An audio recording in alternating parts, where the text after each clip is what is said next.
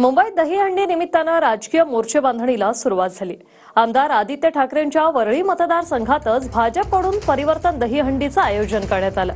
भाजप नेते संतोष पांडेंनी परिवर्तन दहीहंडीच्या माध्यमातून राजकीय वर्चस्व मजबूत करण्याचे संकेत दिले।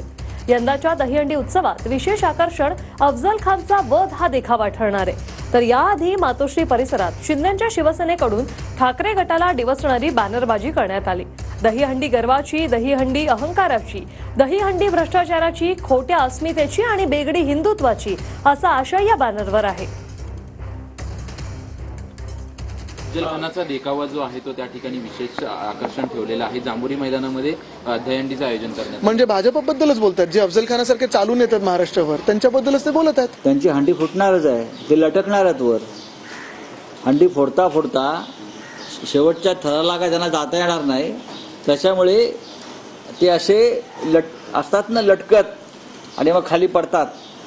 त्यांचा थर कोसळायला सुरुवात झालेली आहे। मूर्खपणाचे लक्षण आहेत। आता निवडणुका येत आहेत, महायुतीत सरकार किती मेजॉरिटी येईल हे तुम्हाला पाहायला मिळेल। आणि हे जे बोलतात ना, हे नेमकं आजपर्यंतचा इतिहास आहे, त्याच्या विरोधात सर्व घटना घडलेल्या आहेत। त्यांनी सांगितलं सरकार कोसळेल तर समजायचं सरकार मजबूतीने चालणार आहे।